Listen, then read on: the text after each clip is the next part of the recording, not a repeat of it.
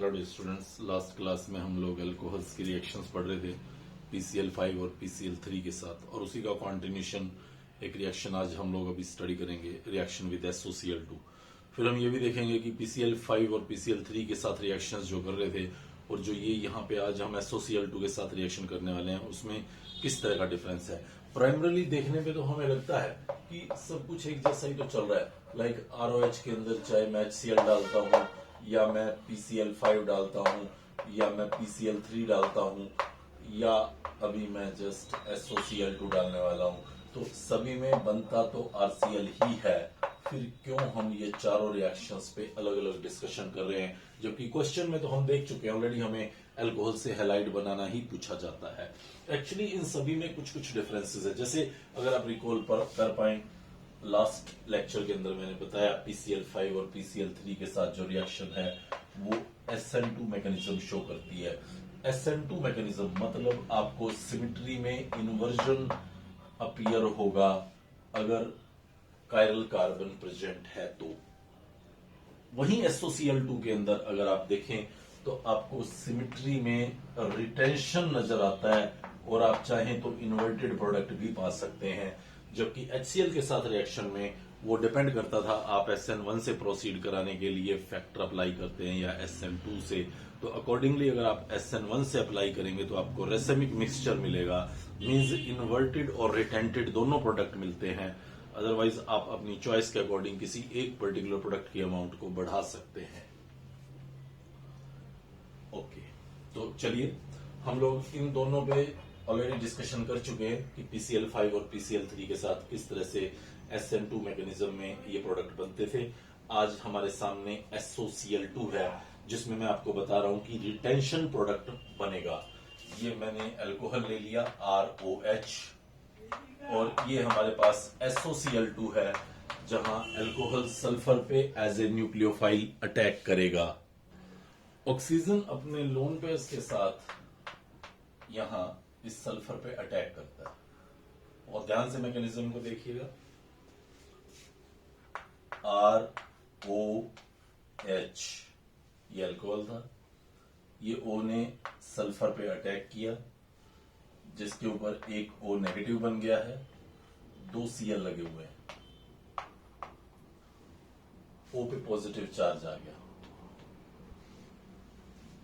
यहां O पे positive charge. O अपना पॉजिटिव रिमूव करने के लिए यहां से एक H को छोड़ता है और ये यहां से एक Cl को आउट करता है। रिजल्टिंग हमारे पास बनता है ROS double bond O Cl plus HCl। यहां से H प्लस निकला, यहां से Cl माइनस, HCl आउट हो गया। अब ये जो क्लोरीन है ये यहां एज ए न्यूक्लियोफाइल इस R पे अटैक करेगा, मींस कार्बन पे अटैक करेगा और ये यहां से सल्फर डाइऑक्साइड को आउट करेगा।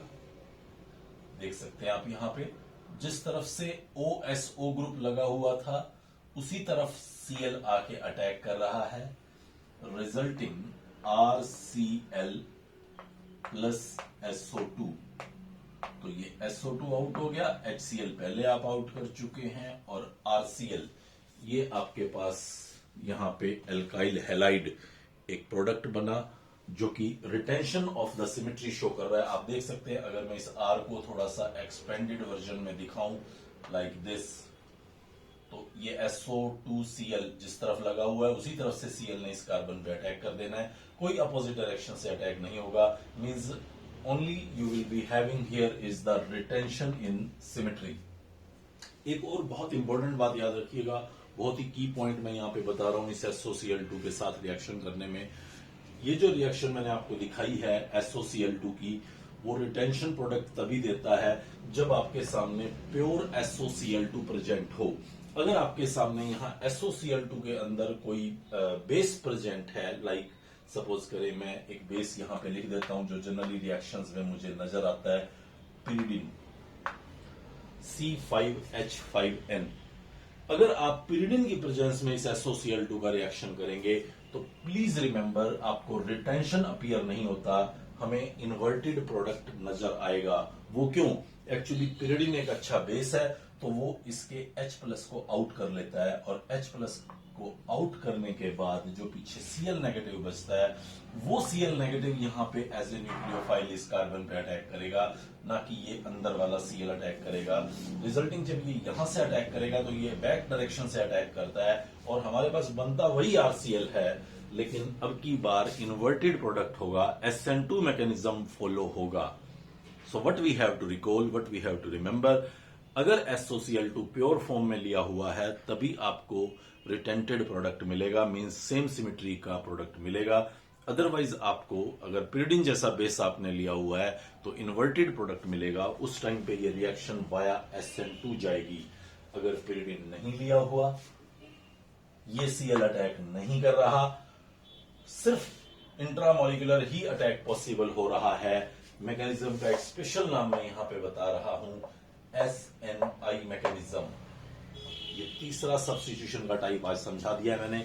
एक सब्स्टिट्यूशन न्यूक्लियोफिलिक यूनिमोलिकुलर, एक सब्स्टिट्यूशन न्यूक्लियोफिलिक बाइमोलिकुलर जो सबसे ज्यादा हम लोगों ने पढ़ा, और एक ये मैंने इस पर्टिकुलर केस में बताया सब्स्टिट्यूशन न्यूक्लियोफिलिक इंट्रामोलिकुलर, जिसमें with in the molecule he attack करके Cl आपको एक रिटेंटेड प्रोडक्ट देगा। अगर आप pyridine साथ में ले लेंगे तो फिर वो SN2 मैकेनिज्म ही शो करेगा और आपको इन्वर्टेड प्रोडक्ट देगा। तो ये बहुत इंपॉर्टेंट बात है, इस बहुत इंपॉर्टेंट बात को आप याद रख के ही आगे बढ़ें। एल्कोहल्स के साथ हैलाइड बनाते हुए क्या आपको ध्यान रखना है, ये जो PCl5 या PCl3 हम लोगों ने लिए, ये सब क्लोरीनेटिंग एजेंट हैं जो एल्कोहल्स का क्लोरीनेशन करते हैं। आप याद रखें जो PCl5 PCl3 हैं वो C सिंगल बॉन्ड O और C डबल बॉन्ड O दोनों को क्लीव कर सकते हैं और हेलोजेंस यहां पे अटैच कर सकते हैं। जैसे आप अभी तक देख के आए हैं कि एल्कोहल्स के अंदर ये CO बॉन्ड टूट के Cl लगता है, अगर डबल बॉन्ड प्रेजेंट हो तो ये डबल बॉन्ड टूट के भी लग सकता है। लाइक जैसे मैं एल्डिहाइड ले लूं और उसको PCl5 PCl3 के साथ ट्रीट करवाऊं, तो ये हालांकि रट्टे भरा काम है बट काम बहुत इंपॉर्टेंट है, आप याद रख सकते हैं। ये डबल बॉन्ड का भी क्लोरीनेशन कर सकता है। PCl5 PCl3 not only single bond को ब्रेक करके CO सिंगल बॉन्ड को ब्रेक करके क्लीव करेंगे, बट C डबल बॉन्ड को भी ब्रेक करके क्लीवेज करके क्लोरीनेशन कर सकते हैं। और एक और बहुत इंपॉर्टेंट बात याद रखिए, अगर मान लीजिए मॉलिक्यूल के अंदर दोनों बॉन्ड्स प्रेजेंट हों, सिंगल बॉन्ड भी और डबल बॉन्ड भी, तो ये सिंगल बॉन्ड को क्लीव करके प्रेफरेबली क्लोरीनेशन करते नजर आएंगे। हालांकि रिएक्शन आपको अगले चैप्टर्स में दिखनी शुरू होंगी, बट क्योंकि हम लोग पूरा PCl5 PCl3 पिछले 2 लेक्चर से पढ़ रहे हैं, अच्छे से समझने की कोशिश कर रहे हैं, तो अगले चैप्टर तक इंतजार ना करते हुए यहीं पे ये बात याद रख के आगे बढ़ेंगे कि PCl5 PCl3 और SOCl2 बहुत ही बढ़िया क्लोरीनेटिंग एजेंट होते हैं। C डबल बॉन्ड O और C सिंगल बॉन्ड O को ब्रेक करके Cl लगाने का काम करते हैं। दोनों अगर प्रेजेंट हो तो सिंगल बॉन्ड को वो फेवर करते हैं तोड़ना as compare to double bond. तो इस तरह से आप एल्कोहल और आने वाले चैप्टर्स में एसिड और एल्डिहाइड कीटोन्स की भी इन PCl5 और PCl3 के साथ होने वाली रिएक्शंस को रिकॉल कर सकते हैं। Next type of the reaction हम लोग यहाँ पर पढ़ेंगे एल्कोहल्स के अंदर, जहां पे OH क्लीवेज आपको नजर आएगा, CO बॉन्ड क्लीवेज नजर आएगा, वो है डिहाइड्रेशन ऑफ एल्कोहल। एल्कोहल्स के अंदर से वाटर को आउट किया जाता है, ये डिहाइड्रेशन कहलाता है। एक ऐसा रिएक्शन रहता है जो जनरली हाई टेम्परेचर पे होता है, अप्रोक्सीमेटली हम लोग 170 डिग्री सेल्सियस टेम्परेचर अभी फिक्स करके चलेंगे। लो टेम्परेचर पे क्या होगा, क्या यही प्रोडक्ट बनेगा, ये सब बातें इसी चैप्टर के अंदर पढ़नी है, बट आज के लिए मैं आपके सामने 170 डिग्री सेल्सियस टेम्परेचर रख के H2SO4 के साथ एल्कोहल्स को हीट करूंगा और देखूंगा क्या होता है। पहली बात याद रखिएगा कि ये बीटा एलिमिनेशन रिएक्शन है, जिसमें बीटा पोजीशन से H को आउट होना है, 1-2 एलिमिनेशन भी कह सकते हैं आप। बहुत ही आसान एग्जांपल लेके अपनी बात को आगे सुना रहा हूं, हालांकि मुझे लगता नहीं है जब खत्म करूंगा बात को तो जिस भी बच्चे ने हैलाइड को अच्छे से पढ़ा होगा उसको किसी भी तरह की कोई दिक्कत नजर नहीं आएगी। एज इट इज 2 लाइनों में रट्टा मारने की बात सुना के काम पूरा कर दूंगा, लेकिन मैकेनिज्म से समझेंगे तो हर टिपिकल क्वेश्चन का अच्छे से आप जवाब दे पाएंगे। ये इथाइल अल्कोहल लिया है मैंने, इसको मैं H2SO4 दे रहा हूं और 170 पे हीट कर रहा हूं। 170 पे हीट कर रहा हूं तो ऑक्सीजन अपने लोन पेयर्स के साथ सबसे पहले इस एसिड के H+ को एक्सेप्ट करेगा, रिजल्टिंग ये बना देगा CH3 CH2 OH H+। फिर उसके बाद ये बॉन्ड यहां से क्लीव हो जाएगा, क्योंकि H2SO4 एक अच्छा डिहाइड्रेटिंग एजेंट भी होता है, वाटर को सोखने की टेंडेंसी रखता है। ये बॉन्ड काफी वीक हो चुका है, टेम्परेचर काफी हाई है, तो बॉन्ड को टूटने में दिक्कत नहीं आएगी।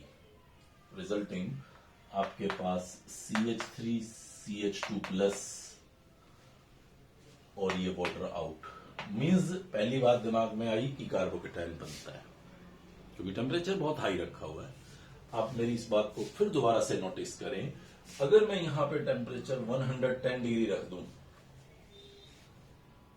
तो ये बॉन्ड टूट नहीं पाएगा, और ये बॉन्ड टूट नहीं पाएगा तो आपके पास CH3 CH2 OH2 पॉजिटिव, इसके साथ वो बचा हुआ HSO4 नेगेटिव जो साल्ट लाइक फॉर्मेशन कर लेगा।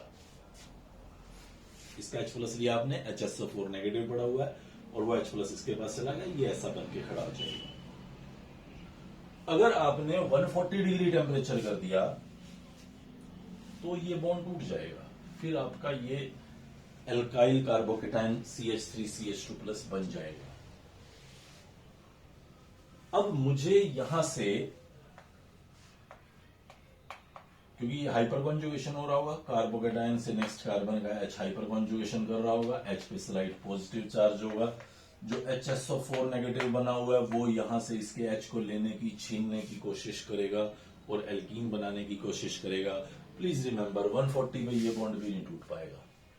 मैं इसीलिए आपको बोल रहा था आप टेम्परेचर पे 170 पे फोकस करें, 170 एटलीस्ट आपको रखना पड़ेगा। अब ये बॉन्ड टूट सकता है, ये यहां से H को लेके रीजनरेट हो जाएगा और हमारे पास एल्कीन एक प्रोडक्ट बनेगा। यही था डिहाइड्रेशन ऑफ एल्कोहल। ये देखिए ये अल्कोहल था, यहां से वाटर बाहर निकल के एल्कीन बन गया। ये अल्फा कार्बन था, ये बीटा कार्बन था, बीटा से एक H निकला है, अल्फा से फंक्शनल ग्रुप, जहां से दोनों निकले वहां डबल बॉन्ड, ये एल्कीन बन गया। ये बीटा एलिमिनेशन की कहानी आपको हैलाइड में भी बता के आया हूं, जहां पे यही कहता था मैं कि बीटा से H निकालो, अल्फा से X, जहां से दोनों निकालो वहां उन दोनों के बीच में डबल बॉन्ड डालो। E1 E2 E1 CB, ये कुछ मैकेनिज्म्स मैंने आप लोगों को बताए थे। यहां एल्कोहल्स के अंदर आप श्योर रहें कि आपका कार्बोकेटाइन बनना है, means most of the time reaction E1 से ही प्रोसीड होती हुई हमें नजर आएगी, यानी कि कार्बोकेटाइन का बनना श्योर है। और अगर कार्बोकेटाइन का बनना श्योर है तो आप कार्बोकेटाइन बनाएं और उसके बाद बीटा पोजीशन से H को आउट करें और अपने प्रोडक्ट्स का प्रेडिक्शन करें। रट्टा मारने के लिए एक बात याद रखें, वही एक लाइन, सिंगल लाइन जैसे वहां बताई थी, अल्फा कार्बन से OH हटाना है, बीटा से H हटाना है, जहां से दोनों हटाने हैं वहां उन दोनों के बीच में डबल बॉन्ड आना है। अगर 2 ऑप्शंस हैं तो 2 तरह के एल्कीन बनेंगे, 3 ऑप्शंस हैं तो 3 तरह के एल्कीन बनेंगे। मेजर प्रोडक्ट होगा अकॉर्डिंग टू सेट्जेफ रूल। हॉफमैन्स रूल यहां कहीं नजर नहीं आएगा, सिर्फ सेट्जेफ के अकॉर्डिंग एलिमिनेशन होता है। Means more alkylated alkene major product होता है, यानी कि जितने ज्यादा एल्कीन बनने वाले के हाइपर कॉन्जुगेटिव स्ट्रक्चर्स ज्यादा होंगे उतना मेजर उसका प्रोडक्शन होगा। मैं यहां पे कुछ एग्जांपल्स के साथ आपको एलिमिनेशन प्रोडक्ट्स यहां दिखाने की अभी कोशिश करता हूं। फर्स्ट क्वेश्चन को देखें, यहां पे ये अल्फा कार्बन है, ये बीटा कार्बन है। अल्फा से OH हटाना है, बीटा से H हटाना है, जहां से दोनों हटाने हैं वहां पे डबल बॉन्ड आना है।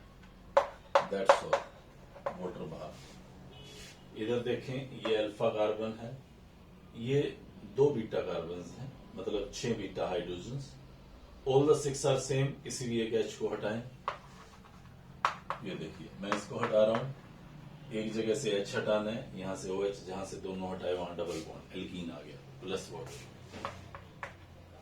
नेक्स्ट देखें आप, यहां पे ये अल्फा कार्बन है, ये तीनों बीटा कार्बन हैं, मतलब 9 बीटा हाइड्रोजन हैं, सभी एक जैसे हैं, किसी भी एक H को हटाएंगे आप, CH3C double bond CH2 CH3 plus water, ये लीजिए।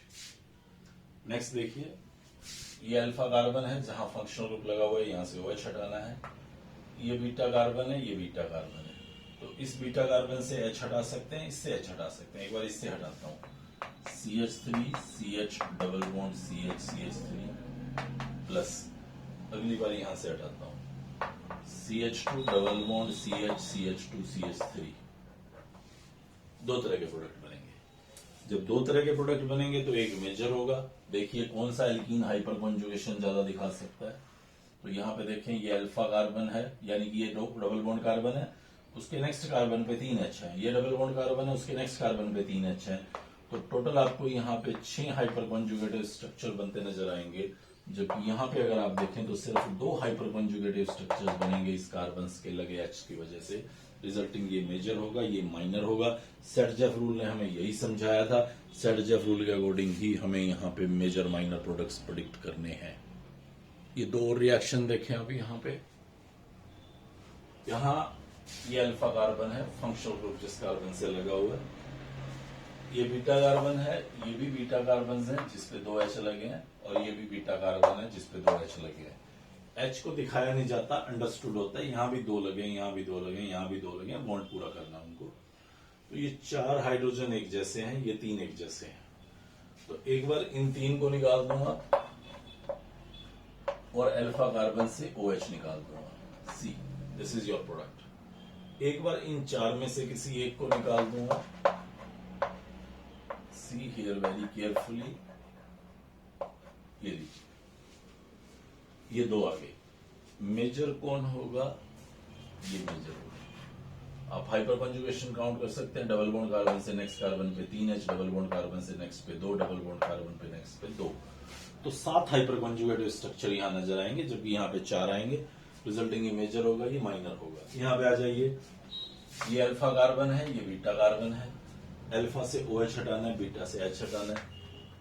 एक ही रिएक्शन का सीन दिख रहा है मुझे, एक ही प्रोडक्ट अपीयर हो रहा है, तो ऑब्वियसली 100% वही होगा, बट ये गलत है। क्यों गलत है? अब आप इसके मैकेनिज्म पे जाइए। सी है, क्या पीछे मैकेनिज्म पे नहीं जाना था? पीछे बाई चांस दिक्कत नहीं आ रही थी, तो ये एनसीईआरटी का क्वेश्चन भी है, इसलिए भी आप इसको फोकस कीजिएगा। ऑक्सीजन अपने लोन पेयर के साथ H2SO4 के H+ पे जा रहा है, और उसके बाद आप बहुत ध्यान से देखिए कि क्या होगा, और एक ही झटके में सब समझ में आएगा। यहां से वाटर आउट हो गया, और आउट होने के बाद हमारे पास ये कार्बोकेटायन बना, ये कार्बोकेटायन, ब्यूटाइल कार्बोकेटायन।